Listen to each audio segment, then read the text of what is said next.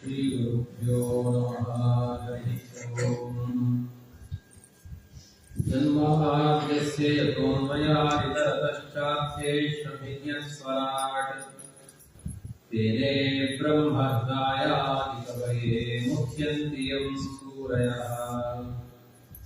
तेजो वारिमृदां यथा विनिमयो यत्र त्रिसर्गो वृषा भावना स्वेन सदा निरस्तकुहकं सत्यं परं धीमहि। ब्रह्माण्डागुरवः साक्षात् इष्टं दैवं श्रियःपतिः आचार्याः श्रीमदाचार्याः सन्तु मे जन्म जन्मनि। शारदा भववाराशेः पारदा वरदा सदा नीरदा बहरे ज्ञानसारदा पातु सर्वदा। अस्मद्गुरुसमारम्भाम् एकातत्पादमध्यगाम् श्रीमदाचार्यपर्यन्ताम् वन्दे गुरुपरम्पराम्। आपादमौलिपर्यन्तं गुरूणाकृतिं स्मरेत् तेन विघ्नाः प्रणश्यन्ति सिद्ध्यन्ति च मनोरथाः। स्वस्त्यस्तु सताम् अशेषसन्मङ्गलानि भवन्तु। श्रीगुरुभ्यो नमः।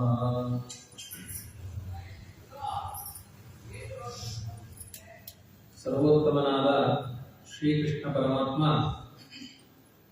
ಭೀಷ್ಮಾಚಾರ್ಯರಿಗೆ ಉತ್ತಮವಾದ ಸದ್ಗತಿಯಾಗಬೇಕು ಅಂತ ಧರ್ಮರಾಜನಿಗೆ ಒಂದು ಸಂಶಯವನ್ನ ನೆಪ ಮಾಡಿಕೊಂಡು ಭೀಷ್ಮರ ಬಾಯಿಂದ ಸಮಸ್ತ ವೇದಶಾಸ್ತ್ರಗಳನ್ನೆಲ್ಲ ಹೊರಹೊಮ್ಮುವಂತೆ ಮಾಡಿದ. ಭಗವತ್ ಚಿಂತನೆಯಿಂದ ತಮ್ಮ ಬದುಕನ್ನ ನಿರ್ಮಲ ಮಾಡಿಕೊಂಡ ಮಹಾನುಭಾವರು ಭೀಷ್ಮಾಚಾರ್ಯರು. ತನ್ನ ಕರ್ತವ್ಯಗಳೆಲ್ಲ ಪೂರ್ಣ ಆಯಿತು. ಒಬ್ಬ ರಾಜ ಭೂಮಿಯನ್ನು ಆಳಬೇಕಾದ್ರೆ ಸಂಶಯದಿಂದ ಧರೆಯನ್ನು ಆಳಬಾರದು. ನಿಸ್ಸಂಶಯದಿಂದ ರಾಜ ಇದ್ದಾಗ ಪ್ರಜೆಗಳಿಗೆಲ್ಲ ಅದರ ಸಂತೋಷ ಆಗುತ್ತೆ. ಮನೆ ಯಜಮಾನ ಯಾವಾಗಲೂ ದುಃಖದಲ್ಲಿದ್ರೆ ಅದರ ಪರಿಣಾಮ ಮನೆಯ ಸದಸ್ಯರಿಗೆಲ್ಲ ಆಗುವಂತೆ ರಾಜ ನಿರ್ಭೀತಿಯಿಂದ ಇಲ್ಲ ಅಂದ್ರೆ ಅದರ ಪರಿಣಾಮ ಪ್ರಜೆಗಳಿಗಾಗುತ್ತೆ ಅಂತ ಅವನ ಮನಸ್ಸನ್ನು ಸ್ವಚ್ಛ ಮಾಡಿ ನಿರ್ಮಲ ಮಾಡಿ ಪ್ರಜಾಸೌಖ್ಯದ ಪದ್ಧತಿಯನ್ನ ಅನುಸರಿಸುವಂತೆ ಧರ್ಮರಾಜನಿಗೆ ಕೃಷ್ಣ ಬೋಧಿಸಿದ್ದಾನೆ. ಅದಾದ ಮೇಲೆ ಕೃಷ್ಣ ಹೇಳ್ತಾನೆ, ನಾನು ಅವತ್ತೇ ಹೋಗಬೇಕಾಗಿತ್ತು, ನಿನಗೆ ಸಂಶಯ ಬಂತು ಅಂತ ಪರಿಹಾರ ಮಾಡಲಿಕ್ಕೆ ನಾನು ಇಲ್ಲಿ ನಿಲ್ಲಬೇಕಾಯಿತು. ಮನೆಯಲ್ಲಿಯೂ ಕೆಲವೊಂದು ಸಮಸ್ಯೆಗಳಿದ್ದಾಗ ಒಂದೆರಡು ದಿನ ನಿಂತು ಆ ಸಮಸ್ಯೆಯನ್ನು ಪರಿಹಾರ ಮಾಡಿ ತಂದೆ ತಾಯಂದಿರು ಮಕ್ಕಳಿಗೆಲ್ಲ ಅನುಕೂಲ ಕಲ್ಪಿಸಿ ಹೋಗ್ತಾರೆ. ಹಾಗೆ ಆ ಧರ್ಮರಾಜನಿಗೆ ಮಾಡಬೇಕಾದ ಎಲ್ಲ ಪರಿಕರಗಳ ಸಿದ್ಧತೆಯನ್ನು ಮಾಡಿ ಅವನ ಮನಸ್ಸಿನ ಸಂಶಯವನ್ನೆಲ್ಲ ಪರಿಹಾರ ಮಾಡಿ ಏನೋ ಸ್ವಾರ್ಥ ಇಲ್ಲದೆ ಕುಂತಿಯನ್ನ ಸಮಾಧಾನ ಮಾಡಿ, ಕುಂತಿ ಸೋದರತೆ ಆಗಬೇಕು ಕೃಷ್ಣನಿಗೆ, ನೀನು ದುಃಖ ಪಡಬೇಡ ಅಂತ ತನ್ನಲ್ಲಿರುವ ಅನರ್ಘ್ಯವಾದ ವಜ್ರ ಆಭರಣ ಸಂಪತ್ತೆಲ್ಲ ಕುಂತಿಗೆ ಕೊಡ್ತಾನೆ. ನಿನ್ನ ಧರ್ಮ ಸಾಧನೆಗೆ ಉಪಯೋಗ ಮಾಡಿಕೋ, ದಾನ ಧರ್ಮಗಳನ್ನು ಮಾಡುವಂತ ಕುಂತಿಯನ್ನು ಸಾಂತ್ವನ ಮಾಡಿ, ಯಾವ ಸ್ವಾರ್ಥದ ಲವಲೇಶವೂ ಇಲ್ಲದೆ ಕೃಷ್ಣ ಪಾಂಡವರಿಗೆ ರಾಜ್ಯವನ್ನು ದೊರಕಿಸಿಕೊಟ್ಟು ನನ್ನ ಕರ್ತವ್ಯ ಇನ್ನು ಬೇರೆ ಇದೆ ಅಂತ ದ್ವಾರಕೆಗೆ ಅಭಿಮುಖವಾಗಿ ಹೊರಟ. ಅವಾಗ ಅರ್ಜುನ ಧರ್ಮರಾಜ ಕೃಷ್ಣನನ್ನ ಬೀಳ್ಕೊಡಬೇಕು. ಇದೆಲ್ಲ ಅವನು ಮಾಡಿದ ಉಪಕಾರದ ಮುಂದೆ ನಮ್ಮ ಕರ್ತವ್ಯಗಳು ತುಂಬಾ ಅಲ್ಪ. ಆದರೂ ಒಂದು ಕೃತಜ್ಞತೆಗೆ ಕೃಷ್ಣನನ್ನ ದ್ವಾರಕೆಯ ತನಕ ಬಿಟ್ಟು ಬಾ, ನಮ್ಮ ರಥದಲ್ಲಿ ಹೋಗಿ ಬನ್ನಿ ಅಂತ ಹೇಳೋದಿಲ್ಲ. ಉಪಕಾರ ಎಲ್ಲ ಚೆನ್ನಾಗಿ ಪಡೆದು ಅವ್ರು ಹೊರಡ್ತೇವೆ ಅಂದ್ರೆ ಹೋಗಿ ಬಾ ಅಂತ ಸುಮ್ಮನೆ ಹೇಗೆ ಹೇಳೋದು ತರವಲ್ಲ, ನೀನು ಜೊತೆಗೆ ಹೋಗು ಅಂತ ಆ ಅರ್ಜುನನನ್ನು ಕೂಡ ಜೊತೆ ಮಾಡಿ ಧರ್ಮರಾಜ ಕಳಿಸಿಕೊಟ್ಟಿದ್ದಾನೆ. ಅರ್ಜುನ ಕೃಷ್ಣನ ಜೊತೆಗೆ ಸ್ವಲ್ಪ ಸಮಯ ಇದ್ದು ಅದಾದ ಮೇಲೆ ಕೃಷ್ಣ ದ್ವಾರಕಾಪಟ್ಟಣದಲ್ಲಿ ತನ್ನ ಕರ್ತವ್ಯಗಳನ್ನೆಲ್ಲ ನಿರ್ವಹಿಸಿದ. ಅರ್ಜುನನಿಗೆ ಹೇಳಿದ, ಇನ್ನು ನೀನು ಹೊರಡಬಹುದು, ನಾನು ಈ ಪರಂಧಾಮಕ್ಕೆ ಹೋಗ್ತಾ ಇದ್ದೇನೆ. ಕೃಷ್ಣನ ಕೊನೆಯ ಕಾಲದ ಘಟನೆಗಳನ್ನ ಪ್ರಥಮ ಸ್ಕಂದದಲ್ಲಿ ನಿರೂಪಿಸಿದ್ದಾರೆ. ಬುದ್ಧವಾದಿಗಳಿಗೆಲ್ಲ ಉಪದೇಶ ಮಾಡಿ ಕೃಷ್ಣ ಧರ್ಮರಾಜನಿಗೆ ರಾಜ್ಯವನ್ನು ಕೊಟ್ಟು ತಾನು ಪರಂಧಾಮ ಯಾತ್ರೆಯನ್ನು ಕೈಗೊಳ್ಳುತ್ತಾನೆ. ಅರ್ಜುನನಿಗೆ ಹೇಳ್ತಾನೆ, ನೀವು ನಿರ್ಭೀತಿಯಿಂದ ಜಗತ್ತಿನಲ್ಲಿ ಧರ್ಮವನ್ನು ಸ್ಥಾಪನೆ ಮಾಡಬೇಕು. ನನ್ನ ಅವತಾರ ಕಾರ್ಯಕ್ಕೆ ಪರಿಸಮಾಪ್ತಿಯಾಗಿದೆ. ಯಾವ ಉದ್ದೇಶದಲ್ಲಿ ಅವತಾರ ಮಾಡಿದ್ದೇನೆ ಅದು ಪೂರ್ಣವಾಗಿದೆ ಅಂತ ನಾನು ಭಾವಿಸಿದ್ದೇನೆ. ನೀವು ಧರ್ಮದಿಂದ ಜಗತ್ತನ್ನು ರಕ್ಷಣೆ ಮಾಡಿ ಅಂತ ಸಂದೇಶಗಳನ್ನು ಕೊಟ್ಟು ಆ ಅರ್ಜುನ ಹೊರಡಬೇಕಾದ್ರೆ ಹೇಳ್ತಾನೆ, ನನ್ನ 16,100 ಮಂದಿ ಪತ್ನಿಯರನ್ನ ನಿನ್ನ ಜೊತೆಗೆ ಕರೆದುಕೊಂಡು ಹೋಗು. ಯಾಕೆಂದ್ರೆ ನಾನು ಪರಂಧಾಮಕ್ಕೆ ಹೋಗ್ತಾ ಇದ್ದೇನೆ. ನನ್ನ ಮಧ್ಯದ ವಯಸ್ಸಿನಲ್ಲಿ ನನ್ನನ್ನು ಸ್ವೀಕಾರ ಮಾಡಿದ ಅಬಲೆಯಾದ ಸ್ತ್ರೀಯರು, ಅವರಿಗೆ ಇನ್ನೂ ಪ್ರಾಯ ಇದೆ, ಇನ್ನೂ ಹೆಚ್ಚು ಕಾಲ ಬದುಕಿದೆ ಅವರ ಪಾಲಿಗೆ. ಅವರು ಅನಾಥರಾಗಬಾರದು, ಅವರಿಗೊಂದು ರಕ್ಷಣೆ ಬೇಕು. ಹಾಗಾಗಿ ನೀನು ನನ್ನ ಭಾವ ಆಗಬೇಕು. ನಿನ್ನ ಮನೆಯಲ್ಲೇ ಇವರೆಲ್ಲ ರಕ್ಷಿತರಾಗಿರಲಿ. ನೀನು ಅವರನ್ನ ರಕ್ಷಣೆ ಮಾಡಿಕೋ. ದೇವರು ಮಾಡಿದ ಉಪಕಾರದ ಮುಂದೆ ಅರ್ಜುನ ಹೇಳ್ತಾನೆ, ನನ್ನ ಬದುಕಿನ ಸರ್ವಸ್ವ ನೀನು. ಈಗ ರಾಜತ್ವದ ವೈಭವವೂ ಇದೆ. ಈ 16,000 ಸ್ತ್ರೀಯರು ನನಗೇನು ಭಾರ ಆಗೋದಿಲ್ಲ, ಅವರ ರಕ್ಷಣೆಯನ್ನು ನಾನು ಮಾಡ್ತೇನೆ ಅಂತ ಕೃಷ್ಣ ಹೇಳಿದಾಗ ಹೇಗೆ ಹೇಳಬೇಕಾಗಿತ್ತು ಅರ್ಜುನ ಅಂದ್ರೆ, ಎಲ್ಲರ ಸಂರಕ್ಷಕ ನೀನೇ ಆಗಿದಿ, ನಾನೇನು ರಕ್ಷಣೆ ಮಾಡ್ತೇನೆ, ನಿನ್ನ ಕರ್ತವ್ಯವನ್ನು ಮಾತ್ರ ನಿರ್ವಹಣೆ ಮಾಡ್ತೇನೆ ಅಂತ ಹೇಳಬೇಕು. ಆದರೂ ಅರ್ಜುನ ಹೇಳಿದ, ನೀನೇನು ತಲೆ ಬಿಸಿ ಮಾಡಬೇಡ, ನಾನು ನೋಡ್ಕೋತೇನೆ, ನೀನು ಹ್ಯಾಪಿ ಆಗಿರು. ಈ ತರ ನಾವು ಹೇಳುವ ಹಾಗೆ ಅರ್ಜುನ ಹೇಳಿದ. ಯಾಕೆಂದ್ರೆ ಈ ಭೂಲೋಕದ ಊಟ ಮಾಡಿದವರ ಬುದ್ಧಿ ಹಾಗೆ ಇರುತ್ತೆ ಆಯ್ತಾ. ನೀನು ಆರಾಮಾಗಿರು, ನಾನೆಲ್ಲ ಮಾಡ್ತೇನೆ ಎನ್ನುವ ಗರ್ವದಲ್ಲಿ ಮಾತನಾಡಿದ ದೇವಲೋಕದ ಇಂದ್ರ. ಕೃಷ್ಣ ಒಳಗಡೆಯಿಂದ ಮೀಸೆ ಅಡಿಯಲ್ಲೇ ನಗುದು ಅಂತಾರೆ, ಹಾಗೆ ಮಂದಹಾಸ ಬೀರಿದ. ಅರ್ಜುನ ಇನ್ನೂ ಬದಲಾಗಿಲ್ಲ, ಇನ್ನೂ ಪಕ್ವತೆ ಬರಲಿಲ್ಲ ಅರ್ಜುನನಿಗೆ. ಎಷ್ಟೆಲ್ಲ ಭಗವದ್ಗೀತೆ ಉಪದೇಶ ಮಾಡಿದ್ದೇನೆ, ಎಲ್ಲ ಭಗವಂತ ನಿಯಾಮಕ ಅನ್ನೋ ಎಚ್ಚರ ಬಂದಿಲ್ಲ. ಕೃಷ್ಣ ನೀನು ಚಿಂತೆ ಮಾಡಬೇಡ, ನಿನ್ನ ಹೆಂಡತಿಯರನ್ನ ನಾನು ರಕ್ಷಣೆ ಮಾಡ್ತೇನೆ, ಜಗತ್ ರಕ್ಷಕ ನೀನು. ಈ ಮಾತನ್ನು ಆಡಿಲ್ಲ ಅರ್ಜುನ. ಕೃಷ್ಣ ಒಳಗಡೆಯೇ ಮಂದಹಾಸ ಬೀರಿದ. ಕೊನೆಗೆ ಅರ್ಜುನನ ಸ್ಥಿತಿ ಏನಾಯಿತು? ಬಂದ ಅರ್ಜುನ ಮನೆಗೆ ಬಂದ, ಡಿಪ್ರೆಷನ್ ಅಲ್ಲಿ ಕೂತಿದ್ದಾನೆ. ಯಾವರಲ್ಲೂ ಸಂತೋಷ ಇಲ್ಲ ಅವನಿಗೆ, ತುಂಬಾ ದುಃಖದಲ್ಲಿದ್ದಾನೆ ಅವನು ಅರ್ಜುನ. ಧರ್ಮರಾಜ ಕೇಳ್ತಾನೆ, ಯಾಕೆ ಈ ತರ ಕೂತಿದ್ದೀವಿ, ಏನಾಗಿದೆ ನಿಮಗೆ, ಯಾವ ಕಾರಣದಿಂದ ನಿನಗೆ ಈ ಒಂದು ದುಃಖ ಮುಖದಲ್ಲಿ ಕಾಣಿಸ್ತಾ ಇದೆ, ಏನೋ ಒಂದು ತುಂಬಾ ದೊಡ್ಡ ನಿಧಿಯನ್ನ ಕಳ್ಕೊಂಡಿರುವ ದುಃಖದಲ್ಲಿ ನೀನು ಇದ್ದೀಯಲ್ಲ ಅಂದಾಗ, ನಾನಾ ಶಂಕಾಸ್ಪದಂ ರೂಪಂ ಕೃಷ್ಣ ವಿಶ್ಲೇಷ ತರ್ಕಿತ.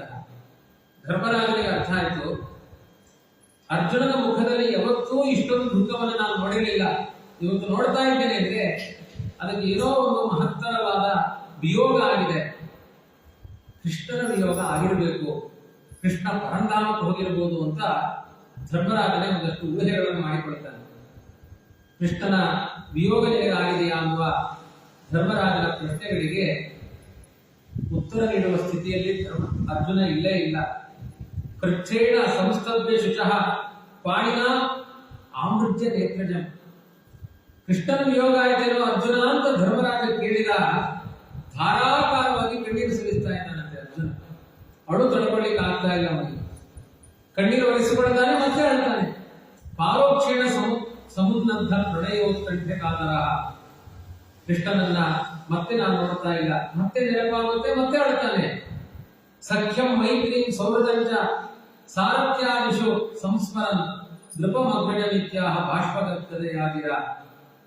ಯಾಕೆಂದ್ರೆ ಅರ್ಜುನನಿಗೆ ಕೃಷ್ಣನ ಒಂದೊಂದೇ ಉಪಕಾರಗಳು. ಇದು ಜಗತ್ತಿನ ರೂಢಿಯೋ ಹಾಗೆ, ಇದ್ದಾಗ ಮಹತ್ವ ಗೊತ್ತಾಗಲ್ಲ, ಗತಿಸಿದ ಮೇಲೆ ನಮ್ಮಮ್ಮ ಎಷ್ಟು ಚೆನ್ನಾಗಿ ಇಡ್ಲಿ ಮಾಡ್ತಾ ಇತ್ತು, ನಮ್ಮಮ್ಮನ ಚಟ್ನಿ ಎಷ್ಟು ರುಚಿಯಾಗಿತ್ತು, ನಮ್ಮಮ್ಮನ ಸಾರು ಇನ್ನೂ ಆ ಪರಿಮಳ ಹೋಗಿಲ್ಲ, ಯಾಕೆ ಕೈ ಸರಿಯಾಗಿ ಕಳ್ಕೊಂಡಿಲ್ವಾ ಅಂತ ಕೇಳಬಾರ್ದು ನೀವು. ಅದರ ಸೂಚನೆ, ಆ ಪ್ರೀತಿಯ ಸಂಕೇತಗಳು ಹೇಳ್ತಾನೇ ಇರ್ತೇವೆ. ದೇವತೆಗಳು ಇದಕ್ಕೆ ಹೊರತಾಗಿಲ್ಲ. ಅರ್ಜುನ ಹೇಳ್ತಾ ಇದ್ದಾನೆ, ಅವನ ಸಖ್ಯ, ಅವನ ಮೈತ್ರಿ, ಅವನ ಪ್ರೀತಿ, ಅವನ ಸಾರಥ್ಯ, ಅವನ ಒಂದು ದೌತ್ಯ, ಅವನ ರಾಜತ್ವ ಯಾವುದಕ್ಕೂ ಯಾವ ಸಾಟಿಯಲ್ಲ. ಬಾಷ್ಪಗದ್ದದೆಯಾಗಿರ ಹೀಗೆ ಹೇಳ್ತಾನೆ, ಮತ್ತೆ ಅಳ್ತಾನೆ. ತುಂಬಾ ಹೊತ್ತು ಅರ್ಥ. ಧರ್ಮರಾಜ ಕೇಳ್ತಾನೆ, ಏನಾಯ್ತು? ವಂಚಿತೋಹಂ ಮಹಾರಾಜ ಹರಿಣಾ ಬಂಧುರೂಪಿಣ ಏನವೇ ಅಪಹೃತಂ ತೇಜೋ ದೇವ ವಿಸ್ಮಾಪನ ಮಹತ್. ದೇವರೇ, ಧರ್ಮರಾಜ, ನಾನು ಮಹಾ ಅಪರಾಧಿ, ನಾನು ವಂಚಿತನಾಗಿದ್ದೇನೆ. ದೇವತೆಗಳು ಆಶ್ಚರ್ಯ ಪಡುವ ನನ್ನ ಕೃಷ್ಣನ ಸಂಬಂಧ ನಿಂತುಹೋಯಿತು. ಯಸ್ಯ ಕ್ಷಣ ವಿಯೋಗೇನ ಲೋಕೋ ಕ್ಯಪ್ರಿಯ ದರ್ಶನ ಉಕ್ತೇನ ರಹಿತೋ ಕೇಶ ಮೃತಕ ಪ್ರೋಚತೆ ಯಥಾ. ಜೀವವಿಲ್ಲದ ಶರೀರವನ್ನು ನೋಡಿ ಎಲ್ಲ ಹೆಣ ಅಂತ ಕರೀತಾರೆ. ನಾನಿವತ್ತು ಜೀವಚ್ಛವಾಗಿದ್ದೇನೆ. ನನ್ನ ಒಳಗಡೆ ಇರುವ ಆ ಕೃಷ್ಣನ ಸನ್ನಿಧಾನ ಹೊರಟೋಗಿದೆ. ದ್ರುಪದರಾಜನ ಅರಮನೆಯಲ್ಲಿ ಸ್ವಯಂವರದ ಸಭೆಯಲ್ಲಿ ಎಂಥ ರಾಜಾದಿರಾಜರೆಲ್ಲ ಬಂದಿದ್ರು. ನಾನು ದ್ರೌಪದಿಯನ್ನು ಸ್ವೀಕಾರ ಮಾಡಿದೆ ಅಂತ ಎಲ್ಲರೂ ನನ್ನನ್ನು ಪ್ರಶಂಸೆ ಮಾಡಿದರು. ಎಂಥ ವೀರ, ಎಂಥ ತೋಳುಬಲ, ಎಂಥ ಅಕ್ಷವಿದ್ಯಾ ನೈಪುಣ್ಯ ಎಲ್ಲ ಪ್ರಶಂಸೆ ಮಾಡಿದಲ್ವಾ.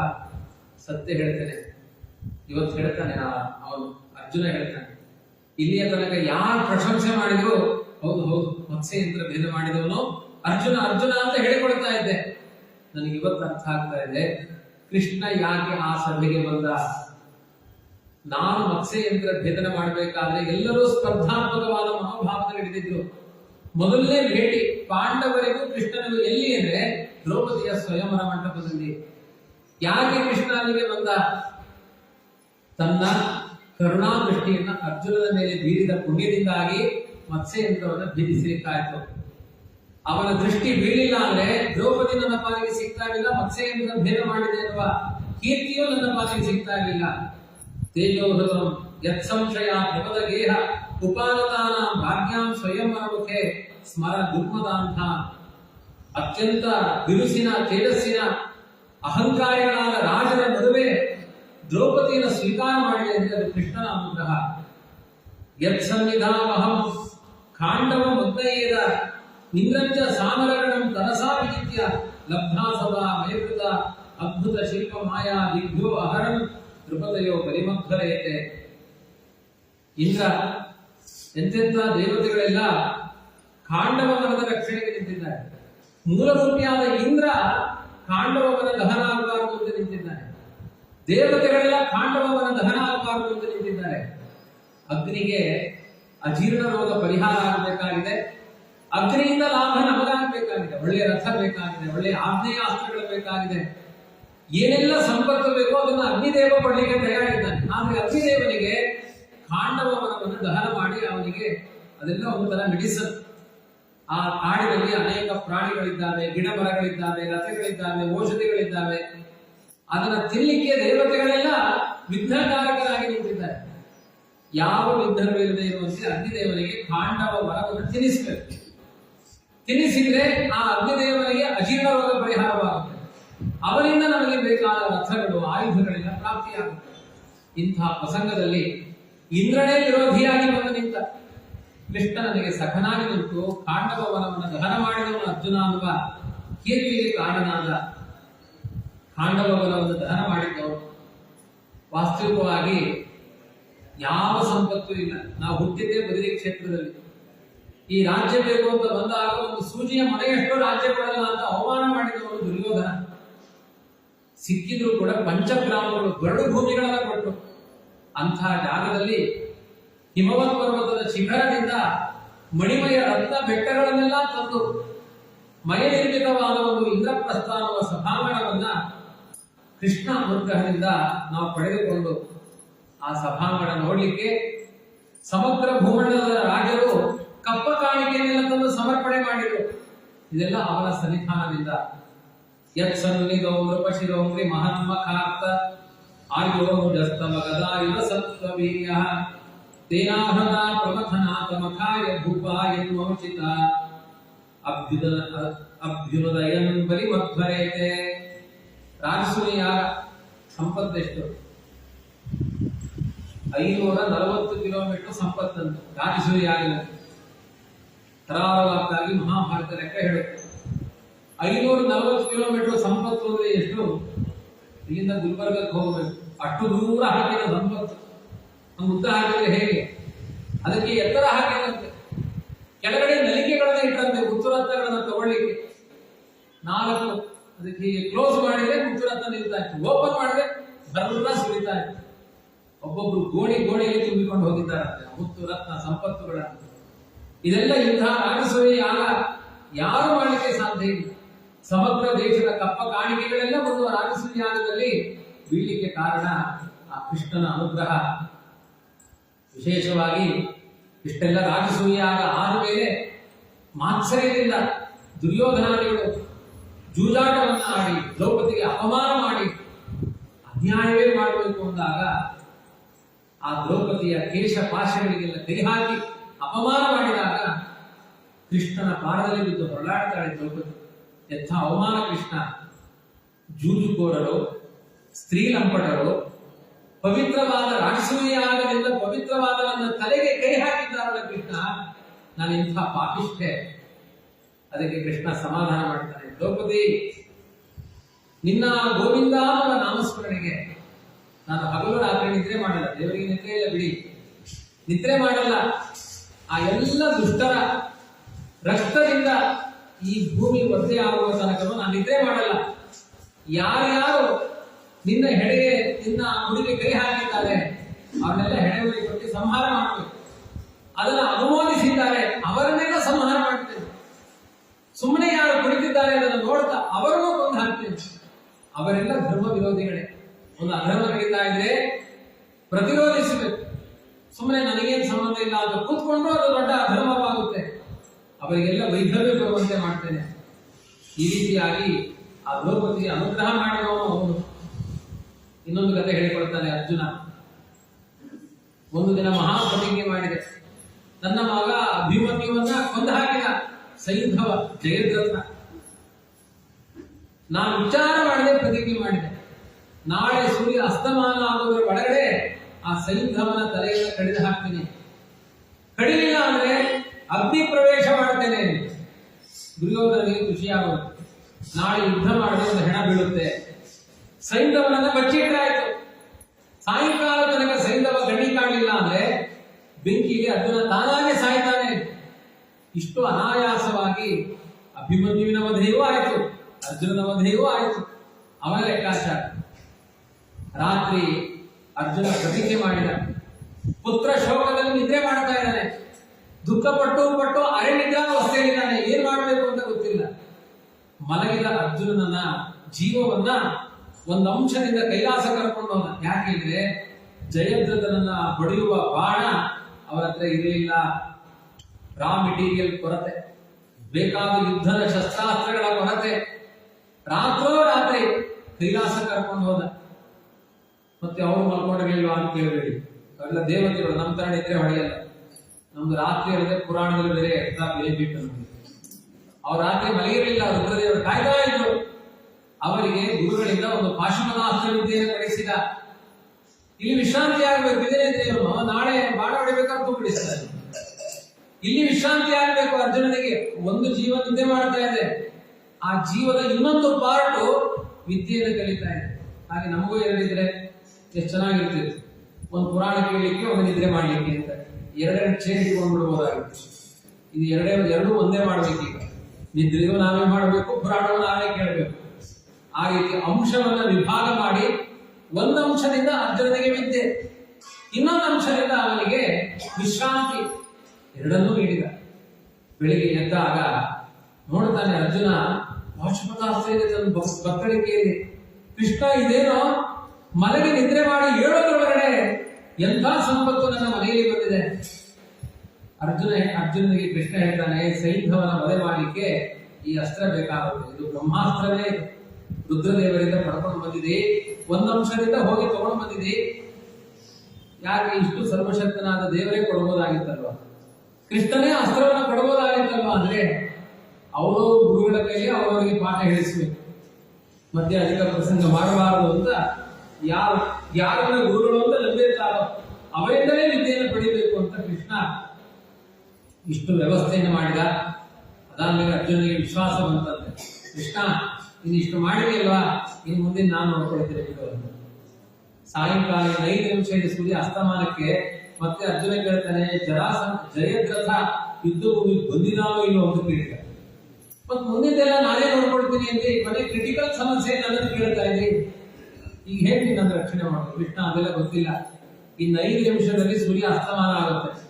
ಜಯದ್ರಥನನ್ನ ಕೊಲ್ಲಿಲ್ಲ ಅಂದ್ರೆ ನಾನು ಬೆಂಕಿಗೆ ಹಾರಬೇಕು, ಇನ್ಯಾವ ಉಪಾಯ ಇಲ್ಲ ಅಂತ ಅಳ್ತಾ ಕೂತ. ಕೃಷ್ಣ ಹೇಳಿದ, ಏನು ತಲೆ ಕೆಡಿಸ್ಕೊಳ್ಬೇಡ ಅಂತ ಸೂರ್ಯಮಂಡಲಕ್ಕೆ ತನ್ನ ಸುದರ್ಶನ ಚಕ್ರವನ್ನ ಅಡ್ಡ ಹಿಡಿದ. ಕತ್ತಲೆ ಆಯಿತು ಅಂತ ಜಯದ್ರಥ, ಓ ಸೂರ್ಯ ಅಸ್ತಮಾನ ಆಯಿತು, ಅರ್ಜುನ ಸಾಯ್ತಾನೆ ಅಂತ ಮೇಲೆ ಕುಡುಕಂತ ತಲೆ ಎತ್ತಿದ. ಕೃಷ್ಣ ಹೇಳಿದ, ತಲೆ ಕಾಣಿಸ್ತಾ ಇದೆಯಲ್ಲ ಹೊಡಿ ಎಂದ. ಅರ್ಜುನ ಹೇಳಿದ, ಇಲ್ಲ ಸೂರ್ಯ ಅಸ್ತಮಾನ ಆಗಿದೆ, ಪಾಪ ಬರುತ್ತೆ ಎಂದ. ಪಾಪ ಪುಣ್ಯ ಎಲ್ಲ ಮೂಟೆಗೆ ಕಟ್ಟಿಡು, ಈಗ ಹೊಡಿ ಎಂದ. ನಾನು ಆಮೇಲೆ ಉತ್ತರ ಕೊಡ್ತೇನೆ ಅಂತ ಹೊಡೆದ ಮೇಲೆ ಚಕ್ರ ಅಡ್ಡ ತೆಗೆದ. ಸೂರ್ಯ ಅಸ್ತಮಾನ ಇನ್ನೂ ಆಗಿಲ್ಲ, ಸೂರ್ಯ ಇನ್ನೂ ಇದ್ದಾನೆ. ಅರ್ಜುನನಿಗೆ ಕೃಷ್ಣ ಹೇಳಿದ, ಹೊಡೆಯುವುದನ್ನ ನಿಲ್ಲಿಸಬೇಡ, ಹೊಡಿತಾ 20 ನಿಮಿಷ ಹೊಡಿತಾ ನಾನು ಹೇಳುತ್ತಲ್ಲ, ಹೊಡಿ ಹೊಡಿ ಹೊಡಿ ಹೊಡಿ ಹೊಡಿತಾನೇ ಇರು. ಅರ್ಜುನ ಹೇಳಿದ, ಕೃಷ್ಣ ನಿನ್ ತಲೆ ಕೆಟ್ಟಿದೆಯಾ? ತಲೆ ಹಾರಿ ಹೋಗಿದೆ, ಮತ್ತ್ಯಾಕೆ ಅದನ್ನು ಹೊಡಿಬೇಕು? ನಿಂಗೆ ಗೊತ್ತಿಲ್ಲಪ್ಪ, ಹೊಡಿತಾ ಇರು. ಆಯ್ತು, ಇನ್ನು ಏನು ಸಮಸ್ಯೆಗಳಿದೆಯೋ ಕೃಷ್ಣನ ಮಾತು ಕೇಳಿಬಿಡೋಣ ಅಂತ ಬುದ್ಧಿ ಅಧಿಕ ಪ್ರಸಂಗ ಮಾಡಿದ್ರೆ ಅವತ್ತಿನ ದಿನ ಮಾತ್ರ ಕೃಷ್ಣನ ಮಾತು ಕೇಳಿದ್ದವನು ಅರ್ಜುನ. ಪ್ರತಿದಿನ ಕ್ಲಾಸ್ ಕ್ವಶನ್. ಯಾಕೆ? ಪಾಠ ಶುರು ಆಗಿಲ್ಲ, ಹಾಗೆ ಪ್ರಶ್ನೆ ಕೇಳಿ. ಕೆಲವು ಸುಮ್ಮನೆ ತಡೀರಿ, ಅದಕ್ಕೆ ಪ್ರವಚನ ಬೆಸ್ಟ್. ಯಾರ ಮಧ್ಯೆ ಪ್ರಶ್ನೆ ಕೇಳಲ್ಲ. ಒಂದು ವಿಶ್ರಾಂತಿ ಪಡಿತಾರೆ, ಸುಮ್ಮನೆ ಹೋಗ್ತಾರೆ, ಅಥವಾ ಚೆನ್ನಾಗಿ ಕೇಳಿಸ್ಕೊಳ್ತಾರೆ. ಪಾಠ ಅಂತ ಶುರು ಮಾಡಿಬಿಟ್ರೆ ಶುರು ಆಗ್ತದೆ ಪ್ರಶ್ನೆ. ನನ್ನೊಂದು ಕ್ವಶನ್ ತಡೀರಿ, ಪಾಠ ಮುಗಿದಿ. ಅರ್ಜುನ ಯಾವತ್ತೂ ಕ್ವಶನ್. ಇವತ್ತು ಸುಮ್ಮನೆ ಕೂತ. ಯಾಕೆ ಅವ್ರಿಗೆ ಗಾಬರಿ ಆಗಿರ್ತೀನಿ ಅವರಿಗೆ. ಅರ್ಜುನನಿಗೆ ಹೊಡಿತಾ ಇದ್ದಾನೆ. ಕೃಷ್ಣ ಹೇಳಿದ, ಸಾಕು ಅಂತ ನಿಲ್ಲಿಸಿದ.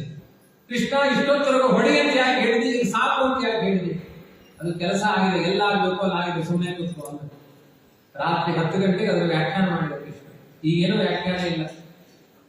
ಜಯದ್ರಥನ ಅಪ್ಪ ವೃದ್ಧ ಕ್ಷತ್ರ ಅವನೊಂದು ವರ ಕೇಳಿದ್ದ, ನನ್ನ ಮಗನ ತಲೆಯಿಂದ ಯಾವ ಭೂಮಿಗೆ ಹಾಕ್ತಾರೆ ಅವರ ತಲೆ 1000 ಓಡಾಗಲಿ. ನೀನು ಕಡಿಯುವುದೇನೋ ಕಡಲಿ, ಭೂಮಿಗೆ ಬಿದ್ದಿದ್ರೆ ನಿನ್ ತಲೆ ಓಡಾಡ್ತಾ ಇತ್ತು. ಇಂಥ ರಿಮೋಟ್ ಅಲ್ಲಿ ಆತ್ಮಹತ್ಯಾ ದಳ ಬಾಂಬಿನವರು ಈ ಪ್ಲಾನ್ ಮಾಡಲ್ಲ, ಹಂಗಲ್ಲಿ ಪ್ಲಾನ್ ಇತ್ತು. ಅದಕ್ಕೇನ್ ಮಾಡಿದೆ, ನೀನು ಬಾಣದಿಂದ ಹೊಡೆಸಿ ಹೊಡೆಸಿ ವಿಷದ ಚಕ್ರ ದೇವರು 100 ಯೋಜನೆ ದೂರದಲ್ಲಿದ್ದಂತೆ ವೃದ್ಧ ಚಕ್ರ ಸಂಧ್ಯಾಕಾಲದಲ್ಲಿ ಅರ್ಘ್ಯ ಕೊಡ್ತಾ ಇದ್ದ. ಸರಿಯಾಗಿ ಒಂದು ಕೈಗೆ ಹೋಗಿ ಆ ತಲೆ ಬಿಡು ಹಾಗೆ ಮಾಡಿತ್ತು. ಕೈಯಲ್ಲಿ ರಕ್ತ ಸಿದ್ಧವಾದ ಒಂದು ತಲೆ ಬೆಳೆತು. ಇದೆ ರಕ್ತ ಅಂತ ಕೆಳಗೆ ಹಾಕಿದ. ಅವನ ತಲೆ ಹೋಡಾಗಿ ಅಪ್ಪನನ್ನು ಕೊಂದ, ಮಗನನ್ನು ಕೊಂದ ಒಟ್ಟಿಗೆ. ರಾತ್ರಿ ಈ ಕಥೆ ಹೇಳಿದ ದೇವರು. ಸಾಧ್ಯವ? ಎಂಥ ಇಂದ್ರಾವತಾರಿ ಅರ್ಜುನ. ಕ್ಷಣ ಕ್ಷಣದ ರಕ್ಷಣೆಯನ್ನು ದೇವರು ಮಾಡಿದ್ದಾನೆ. ಇನ್ನು ನಾವು ಮನುಷ್ಯರಾದವರು ನನ್ನ ರಕ್ಷಣೆ ಸುಮ್ಮನೆ ಹೇಳ್ಕೊಳ್ತೇವೆ. ಸೆಲ್ಫ್ ಕಾನ್ಫಿಡೆನ್ಸ್ ಇರ್ಬೇಕ್ರಿ, ಏನು ಕೊಂಡ್ಕಾರ್ರಿ. ಯಾವ ಸೆಲ್ಫು ಇಲ್ಲ, ಕಾನ್ಫಿಡೆನ್ಸು ಇಲ್ಲ. ಇಟ್ಟಾಂಗೆ ಇರುವೇನೋ ಹರಿಗೆ. ಅವನು ಉಸಿರಾಡಿಸ್ತಾ ಇದ್ದಾನೆ, ಉಸಿರಾಡ್ತಾ ಇದ್ದಾನೆ. ಇದೊಂದು ತಿರಿ. ಅವನು ತಿರುಗಿಸ್ತಾ ಇರ್ತಾನೆ, ಗಾಳಿ ಆಡ್ತಾ ಇರುತ್ತೆ ಅಷ್ಟೇ. ಎಷ್ಟು ಉಸಿರು, ಎಷ್ಟು ತುತ್ತು, ಎಷ್ಟು ನೋಟ, ಎಲ್ಲ ಅವನ ಸಂಕಲ್ಪ ಇದೆ. ಆಮೇಲೆ ಎಲ್ಲ ಭಾವಚಿತ್ರ, ಏನು ಶ್ರದ್ಧಾಂಜಲಿ ಸಮರ್ಪಣೆ ಅಷ್ಟೇ. ಏನೂ ಮಾಡಲಿಕ್ಕೆ ಸಾಧ್ಯ ಇಲ್ಲ. ಎಲ್ಲ ಅವನಿಂದ ಈ ಜಗತ್ತು ನಡೀತಾ ಇದೆ. ಎಷ್ಟು ಚೆನ್ನಾಗಿ ಅರ್ಥ ಮಾಡಿಸಿದ. ಆದರೂ ಮರುದಿನ ಎದ್ದ ಮೇಲೆ ಅರ್ಜುನ ಹೇಳಿದ್ದೇನು ಅಂದ್ರೆ, ನನ್ನ ರಥ ಹೊಡಿ, ನಾನು ಇವತ್ತು ಯುದ್ಧ ಮಾಡಬೇಕು. ನಾನೇನು ಮಾಡಲ್ಲ ಕೃಷ್ಣ, ಎಲ್ಲ ನಿನ್ನ ಕೈಲಿದೆ. ನೀನು ಸೂತ್ರಧಾರಿ, ನಾನು ಪಾತ್ರಧಾರಿ. ಮರುದಿನ ನಾನು ಇಂಥ ಮಾತನಾಡಲಿಲ್ಲ. ಎಂಥ ಅಜ್ಞಾನ ವಶವಾದ, ಎಂಥ ಒಂದು ಅಜ್ಞಾನದಲ್ಲಿ ದೇವ ಹಾಕಿದ. ಅವನು ಅನುಗ್ರಹ ಮಾಡಿದ್ದೆಷ್ಟು. ನಿವಾಸ ಕವಚನ ವಧೆ ಎಲ್ಲ ದೇವರೇ ಮಾಡಿಸಿದ್ದು. ಉತ್ತರ ಗೋಗ್ರಹಣದಲ್ಲಿ ಯಾರಿರಲಿಲ್ಲ. ಉತ್ತರ ಗೋಗ್ರಹಣದಲ್ಲಿ ವಿರಾಟನ ನಗರದಿಂದ ಗೋವುಗಳ ಅಪಹಾರವನ್ನು ದುರ್ಯೋಧನಾದಿಗಳು ಮಾಡಿದಾಗ ಭೀಷ್ಮಾಚಾರ್ಯ ಇದ್ರು, ದ್ರೋಣಾಚಾರ್ಯ ಇದ್ರು, ಕರ್ಣ ಇದ್ದ, ದುರ್ಯೋಧನ ಇದ್ದ. ನಾನು ಒಬ್ಬನೇ ಹೋಗಿ ಎಲ್ಲರ ಉತ್ತರಿಯನ್ನು ಹಾರಿಸ್ಕೊಂಡು ಬಿಡುತ್ತೆ. ಎಲ್ಲರೂ ಸೊಂಟದ ಕೆಳಗಡೆ ಬಟ್ಟೆ ಮಾತ್ರ ಇದೆ, ಮೇಲ್ಗಡೆ ಬಟ್ಟೆ ಎಲ್ಲ ಏನಿದೆ ಅಂದ್ರೆ ವಿರಾಟನ ನಗರದಲ್ಲಿ ದೊಡ್ಡ ಒಂದು ಗಾದಿ ಮಾಡಿ ಹಾಕಿದ್ದಾರೆ. ಅರ್ಜುನ ಎಲ್ಲಾ ಉತ್ತರಿಯ ಅಪಹಾರ ಮಾಡಿಕೊಂಡು ಬಂದ. ಇಂಥ ತಾಕತ್ತು ಎಲ್ಲಿಂದ ಬಂತು? ನನ್ನ ಹತ್ರ ಇಲ್ಲ. ಇದು ಕೃಷ್ಣನ ಕೃಪಾದೃಷ್ಟಿ. ಅದರಿಂದ ನಾನು ಈ ರೀತಿಯಾಗಿ ಮಾಡಿದೆ ಉತ್ತರ ಗೋಗ್ರಹಣದಲ್ಲಿ.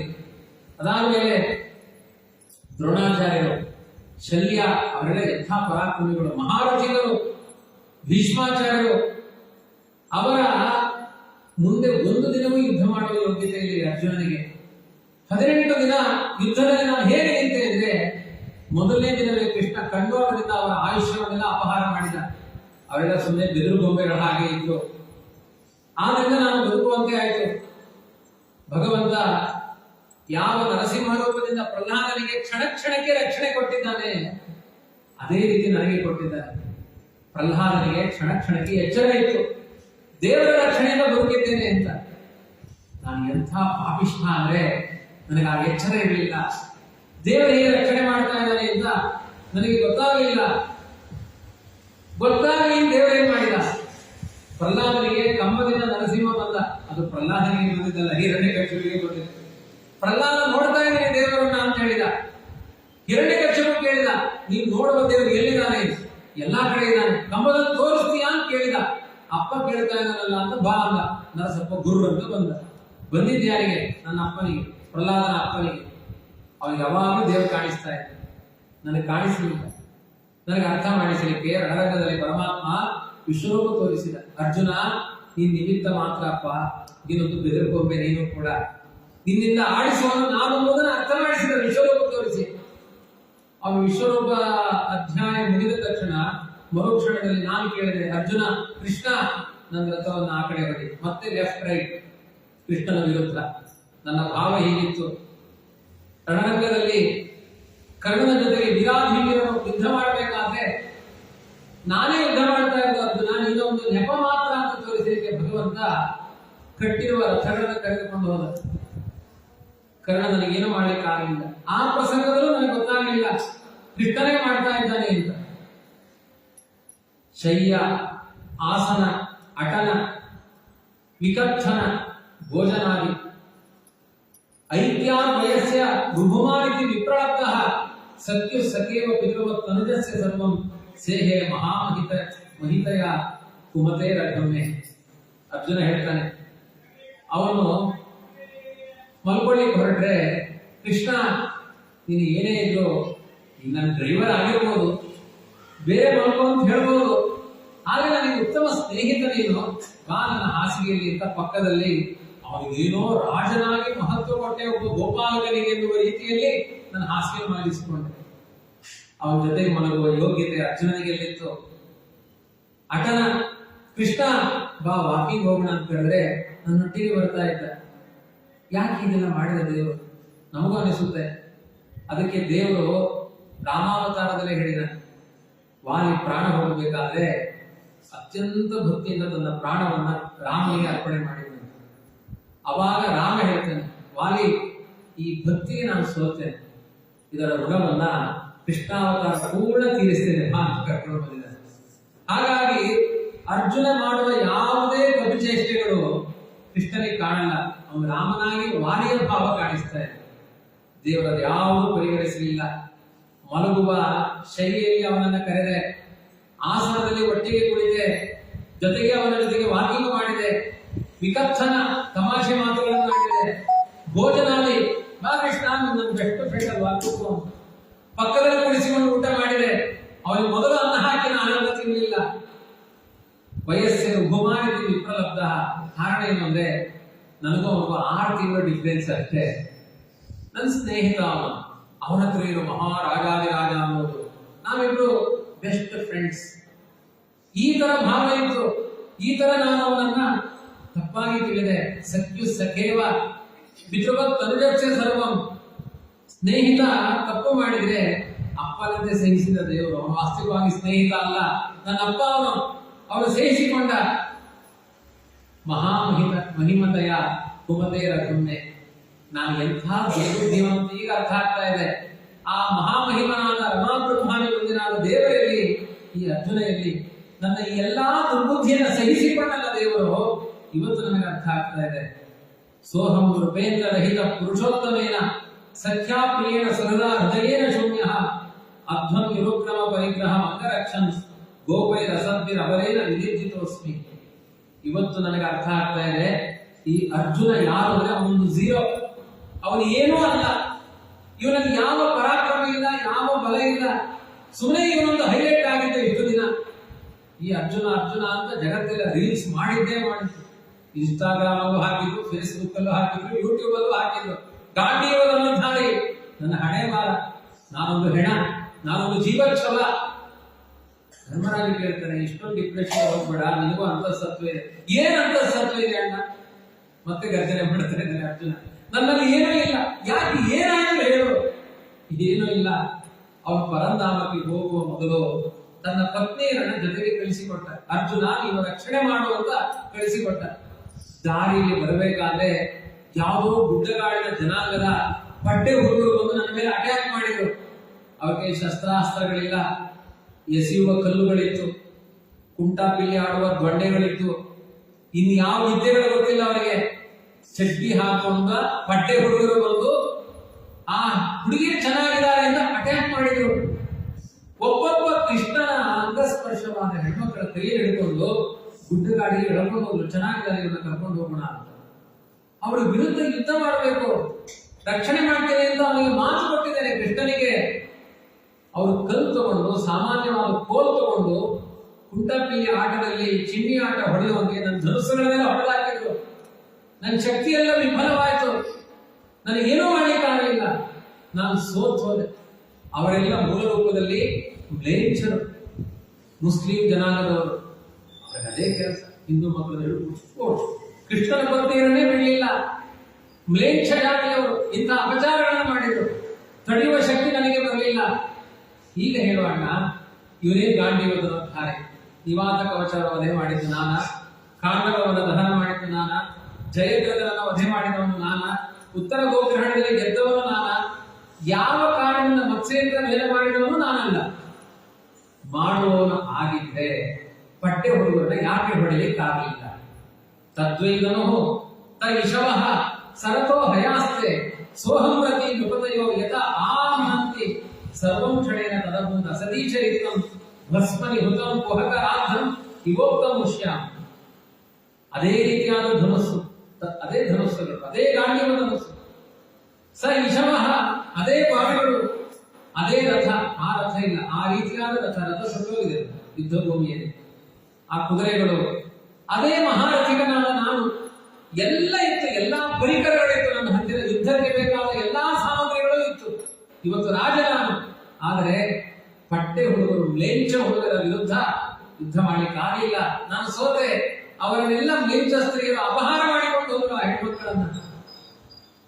ನನಗೆ ಅರ್ಥ ಆಯಿತು, ನಾನು ಮಾಡಿದ ಎಲ್ಲಾ ಕರ್ಮಗಳು ಬೂದಿಯಲ್ಲಿ ಕೊಟ್ಟ ಆಹುತಿಯಂತೆ, ಬಂಜರು ಭೂಮಿಯಲ್ಲಿ ಬಿತ್ತಿದ ಬೀಜದಂತೆ, ಭಸ್ಮದಲ್ಲಿ ಮಾಡಿದ ಹೋಮದಂತೆ ಆಯಿತು.